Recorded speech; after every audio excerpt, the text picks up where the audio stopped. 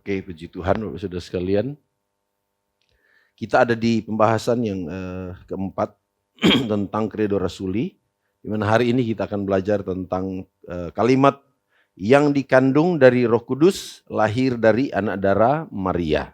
Mari kita baca ayat firman Tuhan dulu sebelum kita lanjut Bapak Saudara sekalian. Mari kita buka Matius pasal yang Matius 1 ayat 18, kemudian Lukas 1 ayat 35.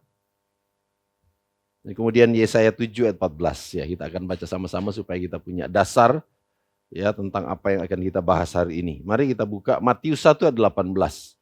Baca sama-sama 2, 3. Kelahiran Yesus Kristus adalah seperti berikut. Pada waktu Maria ibunya bertunangan dengan Yusuf, ternyata ia mengandung dari Roh Kudus sebelum mereka hidup sebagai suami istri. Lukas 1 ayat 35.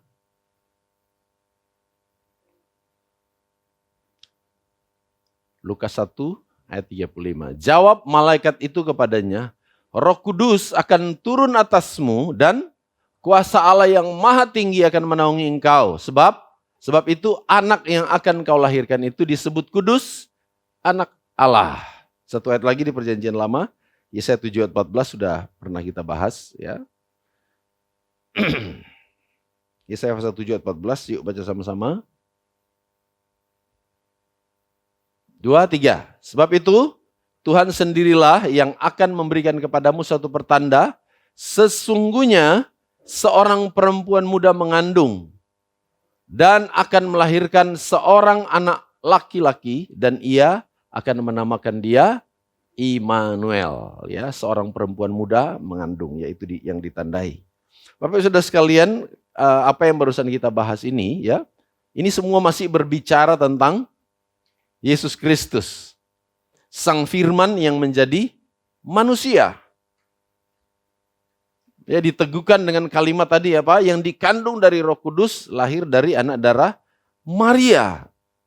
Nah, ini berbicara tentang bagaimana Allah atau Firman, Sang Firman itu menjadi manusia. Yang kemudian seringkali disebut dengan istilah inkarnasi. Siapa yang pernah dengar kata inkarnasi? Ya. Inkarnasi, apa artinya inkarnasi?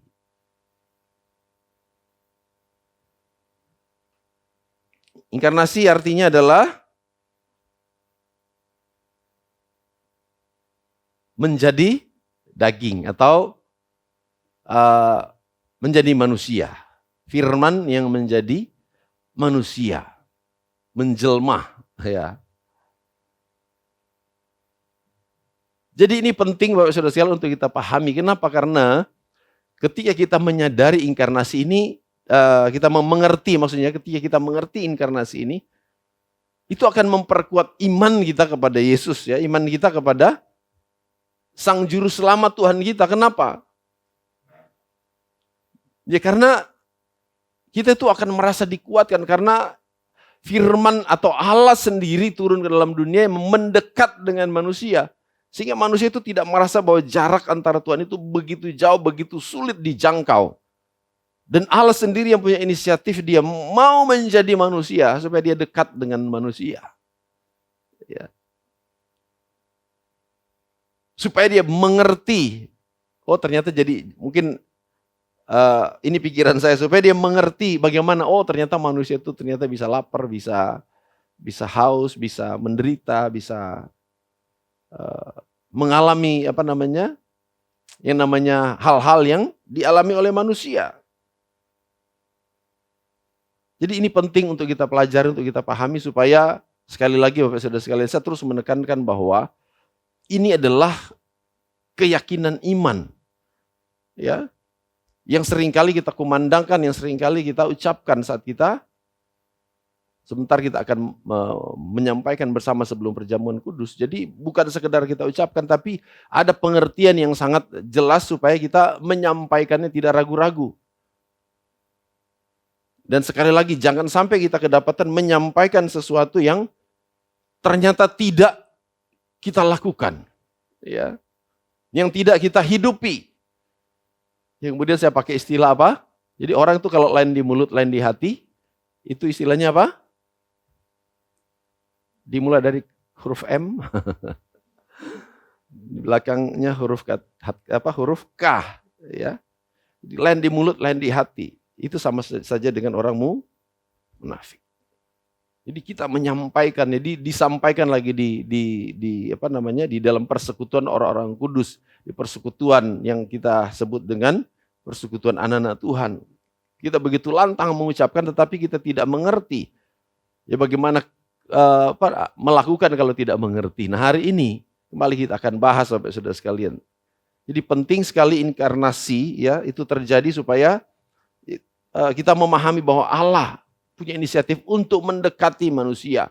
Karena manusia sudah berdosa dan tidak akan mungkin bisa menyelamatkan dengan kemampuan sendiri. Ya. Sedangkan makna dari inkarnasi itu sendiri adalah iman kita dikuatkan tadi, terus kemudian harapan kita itu dibangkitkan. Bahwa manusia kan tidak mungkin dengan kekuatan, kita sudah pernah bahas. Bagaimana dosa itu menguasai manusia sehingga walaupun manusia itu punya keinginan, punya hasrat untuk melakukan yang baik, tetap saja manusia itu bisa jatuh di dalam dosa. Karena kelemahan manusia. Tapi kita punya harapan. Ketika Yesus datang sebagai firman yang menjadi manusia, dia beri kita harapan. Karena apa? Karena dia yang menanggung segala kelemahan, kata firman Tuhan. Dia menanggung segala dosa. Dia menanggung segala hal-hal yang tidak bisa kita kerjakan sebagai manusia. Yesus tanggung dan kemudian itu dengan bukan dengan sukacita ya, dengan perasaan lega ketika Yesus mengakhiri semua apa yang menjadi misinya di dalam dunia. Ketika dia ada di kayu salib dan dia berani berkata, sudah selesai. Dan itu Yesus kerjakan untuk kita. Makanya kita punya pengharapan. Walaupun kita masih seringkali mungkin ada kelemahan dan kemudian jatuh dalam dosa. Tapi percayalah bahwa Yesus sediakan pengampunan. Yesus sediakan pengharapan buat kita. Jadi penting ketika kita mengerti tentang inkarnasi. Karena itu akan meneguhkan atau menguatkan kita. Terus kemudian ketika kita menyadari pengorbanan dan juga semua karya-karya Tuhan yang dia lakukan. Itu juga akan membangkitkan kasih dari hidup kita. Bagaimana enggak Bapak Saudara sekalian ketika kita tahu bahwa Tuhan sungguh mengasihi kita. Walaupun kita berdosa tapi dia mau berkorban untuk kita, bagaimana? Apakah kita tidak terenyuh hati kita ketika kita melihat bagaimana pengorbanan Tuhan yang luar biasa? Jadi inkarnasi itu terjadi supaya apa? Supaya juga membangkitkan kasih. Dan kasih kita itu berkobar-kobar. Ya. Sekarang kita akan masuk Bapak Saudara sekalian tentang kata yang akan kita bahas, yaitu yang dikandung dari Roh Kudus, lahir dari anak darah Maria. Apa makna yang dikandung dari kata-kata ini Bapak Saudara sekalian? Kata yang dikandung dari Roh Kudus. Ya, Bapak Saudara sekalian, itu memunculkan makna bahwa Yesus itu bukan hasil atau bukan rencana manusia. Kehadiran Yesus itu bukan rencana manusia. Karena di situ ditulis yang dikandung dari Roh Kudus. Yang percaya bahwa Yesus dikandung dari Roh Kudus katakan amin. Jadi ternyata Maria, saudara sekalian, ya dia mengambil resiko, ya, mengambil resiko. Ketika malaikat menyampaikan bahwa dia akan mengandung, apa kata Maria? Pertamanya mungkin dia tidak percaya, tapi kemudian ketika dijelaskan bahwa bayi yang dikandung itu dari Roh Kudus, Maria mengambil keputusan. Dikatakan, karena aku ini hamba Tuhan, jadilah padaku seperti apa yang kau kehendaki. Walaupun Bapak Saudara sekalian di adat istiadat di Yahudi zaman itu, ketika ada orang tiba-tiba ketahuan hamil, itu aib yang luar biasa. Ya. Aib yang mungkin tidak boleh diketahui orang. Kenapa? Karena itu mengandung resiko dan nyawa ancamannya Bapak Saudara sekalian. Nyawa ancamannya.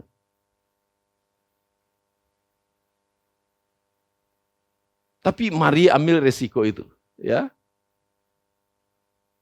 Dia berani mengatakan, karena aku ini hamba Tuhan, jadilah padaku seperti apa yang kau kehendaki. Jadi sekali lagi saudara sekalian, yang dikandung dari Roh Kudus itu mengandung arti bahwa Yesus itu bukan hasil atau bukan rencana manusia. Kehadiran Yesus itu bukan rencana manusia, tapi itu adalah murni rencana Tuhan. Yang kedua, karena misi kelahiran Kristus atau inkarnasi Yesus melalui kandungan Maria, itu adalah misi keselamatan. Ini menyiratkan arti bahwa keselamatan itu keselamatan datang dari yang namanya inisiatifnya Tuhan. Dan pola itu selalu terjadi bahwa pertolongan senantiasa itu inisiatifnya Tuhan. Bapak Saudara sekalian, mari kita pahami lebih dalam. Ya. Keselamatan yang sungguh mustahil dicapai oleh manusia, ya. Keselamatan yang sulit dijangkau oleh manusia, tapi Tuhan kemudian berinisiatif, walaupun harus melewati proses yang banyak, ya. Masalah terbesar manusia yaitu dosa, yaitu kebinasaan.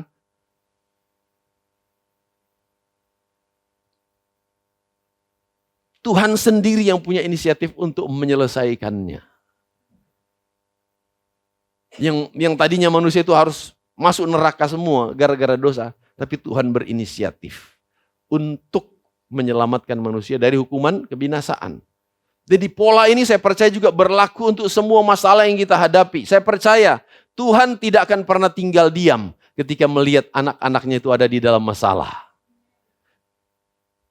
Ya. Pola ini, karena Allah itu penuh dengan yang namanya inisiatif. Tuhan tahu masalah, Tuhan tahu pergumulan apa yang kita hadapi. Tuhan tahu juga kemampuan dan Tuhan tahu mana waktu yang tepat untuk menolong kita. Amin. Jadi kata yang dikandung dari Roh Kudus menyiratkan banyak arti, ya. Kemudian makna yang dikandung dari Roh Kudus, makna kata yang dikandung dari Roh Kudus juga mengandung arti bahwa Yesus adalah sungguh-sungguh Allah. Yang setuju katakan amin. Jadi Yesus itu sungguh-sungguh Allah atau Tuhan. Yesus bukan cuma sekedar manusia yang baik. Yesus bukan cuma sekedar manusia yang bisa melakukan mujizat. Yesus bukan saja manusia yang bisa menanggung kesalahan orang lain, tetapi Yesus betul-betul Allah sendiri. Ini pengakuan iman kita. Ya. Jadi harus dipahami Bapak Saudara sekalian. Nggak bisa ditawar. Ya. Kalau kemarin juga kita sudah bahas bahwa ketika orang bilang Yesus itu Allah, bagi orang Kristen iya. Yesus itu adalah manusia, bagi orang Kristen juga iya. Ya. Kan dia dilahir dari rahim seorang manusia yang bernama Maria.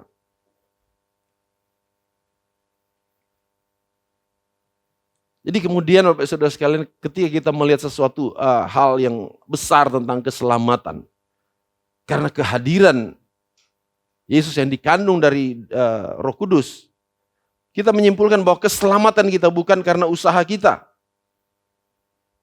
Keselamatan kita yang kita alami bukan karena kebaikan kita.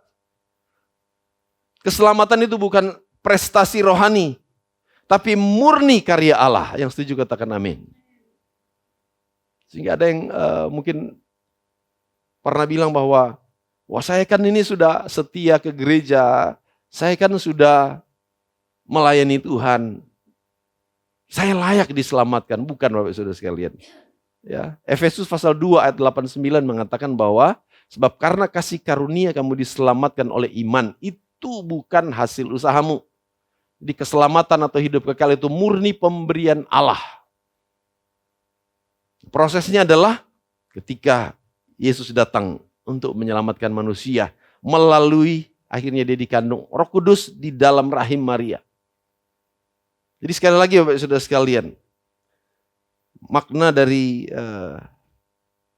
yang dikandung dari Roh Kudus itu berbicara tentang bahwa keselamatan atau hidup kekal yang diberikan kepada manusia itu bukan usaha manusia, bukan karena kebaikan manusia, bukan karena prestasi rohani.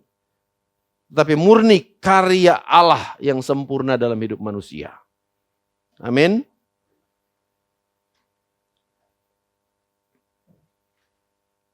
Jadi keselamatan itu dimulai dari Allah, bukan dari kita. Bukan kita yang mau cari selamat, tapi Tuhan yang punya inisiatif untuk menyelamatkan kita.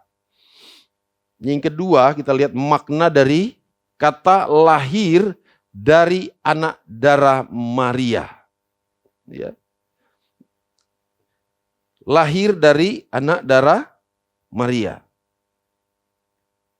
Ini menunjukkan bahwa, kalau tadi kan yang dikandung dari Roh Kudus menunjukkan bahwa Yesus itu adalah Allah, ya, karena dikandung dari Roh Kudus. Yang kedua, dikatakan lahir dari anak darah Maria. Ini juga mengandung arti apa? Yesus sungguh-sungguh manusia. Ya.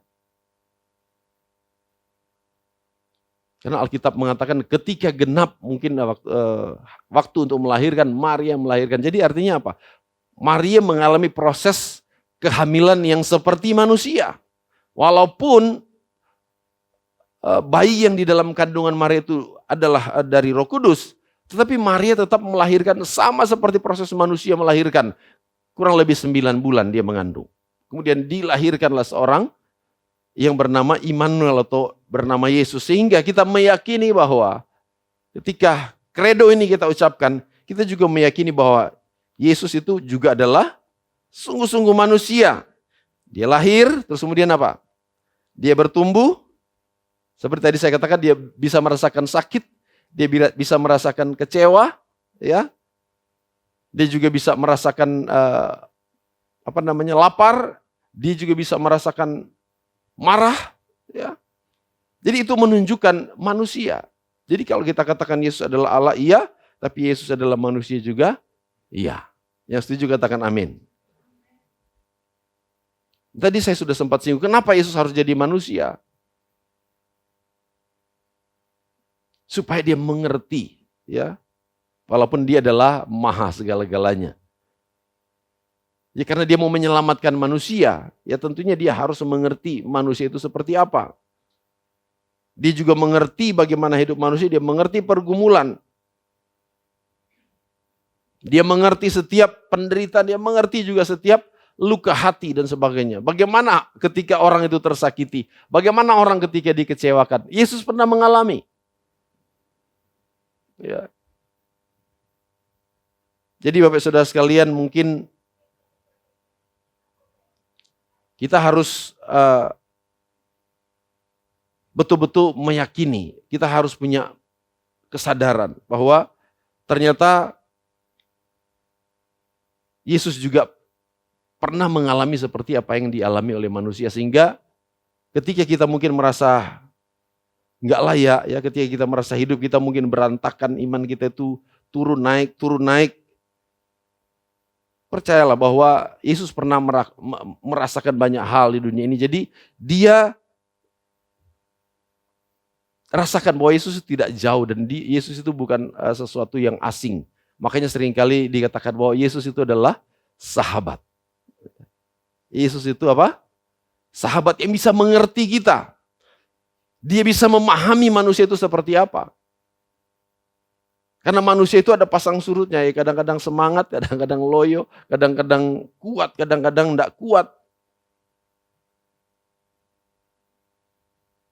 Dan ketika kita ketika kita curhat dengan Tuhan, Tuhan mengerti, ya, karena dia juga pernah merasakan bagaimana jadi manusia. Ketika kita datang kepada Tuhan, kemudian kita bilang, Tuhan saya ini lagi kecewa, ya, seperti ibu gembala kalau ngomong sama Tuhan, dia selalu ngomong apa adanya, ya. Kalau dia bilang dia kecewa, ya dia ngomong sama Tuhan dengan bahasa sehari, Tuhan saya kecewa, Tuhan saya sakit hati, Tuhan saya ini. Kayaknya Bu Natu juga begitu, ya. Kalau curhat sama Tuhan, ya apa adanya, karena Tuhan mengerti. Dia adalah pernah jadi manusia. Sehingga ketika kita menyadari bahwa Tuhan juga pernah jadi manusia, itu akan mengakibatkan kedekatan kita dengan Tuhan. Ya. Jadi harus kita betul pahami Bapak Saudara sekalian. Jadi saat kita merasa banyak pergumulan, banyak itu kita sampaikan saja kepada Tuhan. Karena Dia pernah hidup sebagai manusia. Itu beberapa makna tentang arti bahwa lahir dari anak darah Maria. Mari kita lihat mungkin beberapa hal penting juga tentang kredo ini. Ya, jadi kebenaran utama ya tentang kredo atau penyampaian tentang lahir yang dikandung dari Roh Kudus, lahir dari anak darah Maria. Kita tadi sudah menyampaikan bahwa Yesus itu adalah 100% Allah dan juga 100% manusia. Karena kalau Yesus itu cuma sebagai Allah, Dia akan terasa jauh dan sulit dijangkau dalam kekudusannya, di dalam kesuciannya. Ya. Tapi karena Dia juga adalah manusia, dan kemudian kita bisa merasakan Dia begitu dekat seperti ketika kita punya sahabat, seperti ketika kita punya orang-orang dekat, dan kita tuh bisa ngomong, kita bisa cerita. Kalau kita merasa bahwa Dia cuma Allah, kadang-kadang kita mau datang menghampiri Dia, kita rasanya tidak layak. Tapi saat kita juga menyadari bahwa ternyata Yesus pernah jadi manusia, itu akan membangkitkan, menguatkan iman kita untuk bisa lebih dekat dengan Dia dan bicara apa adanya kepada Yesus. Karena Yesus yang pernah ngomong seperti itu, betul? Kan Dia pernah bilang, marilah kepadaku yang letih, lesu dan berbeban berat. Jadi saya mau sampaikan Bapak Saudara sekalian, Yesus itu begitu dekat. Sehingga kalau kita ada masalah, Bapak Saudara sekalian, kalau kita ada pergumulan, jangan buru-buru curhat kepada orang lain. Ya. Curhat dulu sama Tuhan, karena Dia begitu dekat. Yang percaya Tuhan dekat, katakan amin. Karena kalau kita curhat kepada yang lain sebelum ke Tuhan, bisa saja salah, Bapak Saudara sekalian. Ya. Paling enak itu curhat sama Tuhan. Lihat kiri kanan, curhat sama Tuhan. Amin. Kalau curhat sama Tuhan, kita tuh bisa lega. Dan betul, Bapak Saudara sekalian. Ya kita tuh mengalami. Ya, saya seringkali katakan bahwa kalau jemaat mungkin masih enak ya, kadang-kadang ketika ada kesulitan, beban, masih bisa curhat kepada hamba Tuhan, kepada gembala. Tapi kalau para gembala itu yang mengalami pergumulan yang berat, ya apalagi kalau gembalanya gengsian, waduh, mau curhat, masa curhat di jemaat? Ya biasanya Bapak Saudara sekalian, ya ini pengalaman saya seringkali cuma bisa ngomong tarik napas panjang ketika sudah mengalami situasi-situasi yang mungkin secara manusia sulit untuk dapat solusi. Saya selalu cuma datang, ya duduk, ya kadang saya cerita saya duduk di depan cermin, meja riasnya istri, tarik napas panjang, terus bilang puji Tuhan, haleluya, terima kasih Tuhan. Ngomong begitu. Tapi ya kalau mungkin ada hal-hal yang juga berat, saya juga ngomong sama Tuhan. Tuhan, rasanya saya tidak bisa, Tuhan tidak kuat kalau seperti ini. Tiba-tiba solusi datang dari Tuhan. Siapa yang pernah praktekkan kayak gitu? Tengah-tengah lagi situasi lagi pelik, lagi sulit, lagi tidak ada jalan keluar. Kita datang kepada Tuhan seperti kita ngomong sama sahabat. Ya. Tuhan, rasanya tidak mampu kalau dalam kondisi seperti ini. Tiba-tiba ada kelegaan yang bisa kita alami seperti kita dijamah Tuhan. Ya. Seperti kisah waktu kita lagi doa puasa ya. Nggak tahu siapa itu, Bu Diro, Bu Mata, siapa itu yang cerita-cerita dulu.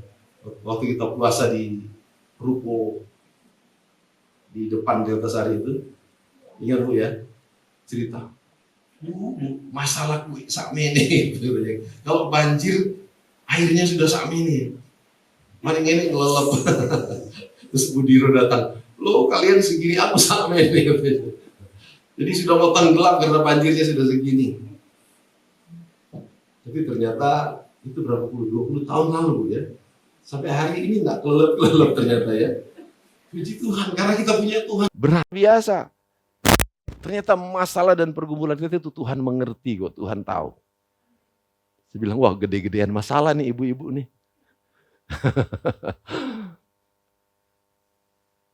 Ternyata masalah apapun ketika kita bawa kepada Tuhan, benar kok kata Tuhan, marilah kepadaku yang letih, lesu, dan berbeban berat, aku akan beri kelegaan kepadamu. Itu sungguh Bapak Saudara sekalian, Tuhan tidak pernah iseng tulis ayat firman Tuhan.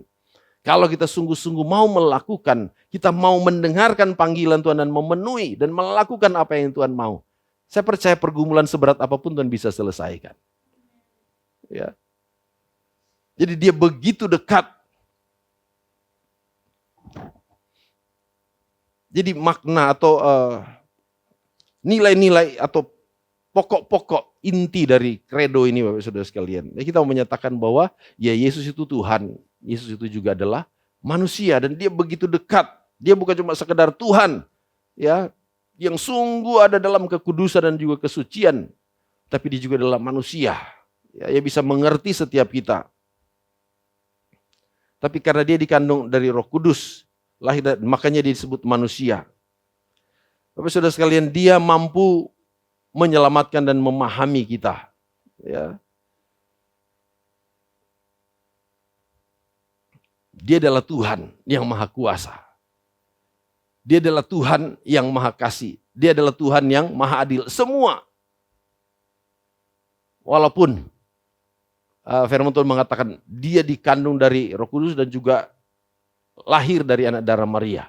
Tapi kita meyakini dia bahwa dia adalah Tuhan yang juga sanggup melakukan segala sesuatu. Bapak Ibu Saudara sekalian, dengan hal ini juga kita meyakini bahwa keselamatan yang sejati tidak bisa dihasilkan oleh manusia, tapi keselamatan yang sejati itu murni dikerjakan oleh karya Allah yang sempurna. Karya Allah yang sungguh-sungguh nyata dan itu terjadi bahkan sejarah mencatat. Makanya kalau kita menyampaikan kredo ini, kita sampaikan itu dengan penuh keyakinan. Ya. Tuhan yang kita sembah, dia adalah Tuhan yang dikandung oleh Roh Kudus melalui anak darah Maria. Jadi sekali lagi Bapak Saudara sekalian, memang ternyata kalau kita lihat situasi ini, memang keselamatan itu harus melalui proses yang namanya pengorbanan. Tadi saya sudah awali bahwa ketika Maria mengambil keputusan untuk menerima keputusan Tuhan, itu juga berbicara tentang pengorbanan. Ya, berbicara tentang pengorbanan, sama-sama katakan pengorbanan. Ketika orang Yahudi diketahui melakukan atau ada dalam situasi di mana berzina, apalagi sudah hamil di luar nikah, itu resikonya bisa dirajam dengan batu waktu itu. Ya. Tetapi Maria bisa menerima. Itu namanya pengorbanan. Ya. Pengorbanan yang dilakukan oleh seorang Maria akhirnya juga membawa keselamatan besar bagi seluruh isi dunia. Jadi harusnya Bapak Saudara sekalian, dengan kredo ini juga kita juga harus belajar bahwa kita sebagai anak-anak Tuhan juga harus punya jiwa yang rela berkorban. Sama-sama katakan jiwa yang rela berkorban. Ya. Kenapa Hari Pahlawan itu dirayakan, Bapak Saudara sekalian? Kenapa Hari Pahlawan itu dirayakan? Karena apa? Karena kita mengambil semangat jiwa pahlawan itu berkorban. Ya.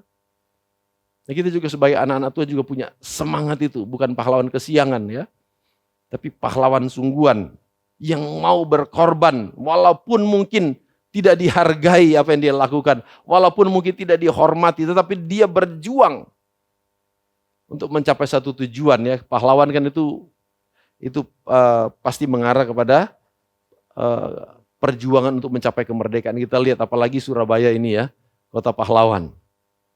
Terkenal dengan bagaimana itu pahlawan itu berjuang, bagaimana pahlawan kita dulu dengan senjata bambu runcing, terus kemudian harus menghadapi senjata-senjata yang canggih, tapi dengan semangat kepahlawanan, dengan semangat rela berkorban, akhirnya kemerdekaan itu bisa terjadi. Dan saya percaya juga kalau semangat ini kita punya, Bapak Saudara sekalian, ya, semangat rela berkorban itu juga ada dalam hidup kita. Ya. Saya percaya dimulai dari keluarga kita. Satu orang diselamatkan, seisi rumah itu akan diselamatkan. Ketika kita ada di jemaat, ketika kita ada di gereja, semangat rela berkorban kita itu juga muncul. Saya percaya kita akan melihat bagaimana kuasa Tuhan itu akan terjadi. Ya. Kalau kita punya semangat rela berkorban dan kita mau berjuang bersama-sama. Kalau pengorbanan Yesus berdampak keselamatan, pengorbanan Maria juga berdampak keselamatan. Pengorbanan kita juga akan berdampak hal-hal yang besar. Amin, Bapak Saudara sekalian. Jadi mari Bapak Saudara sekalian kita ketika kita menyampaikan keyakinan iman kita atau kredo yang kita yakini, itu bukan cuma sekedar hafalan, tapi itu harus kita hidupi. Kita jalankan dalam hidup kita sehari-hari. Amin. Puji Tuhan, biarlah firman Tuhan hari ini, pelajaran kita hari ini juga boleh memberkati kita semua. Tuhan Yesus memberkati, mari kita bangkit berdiri.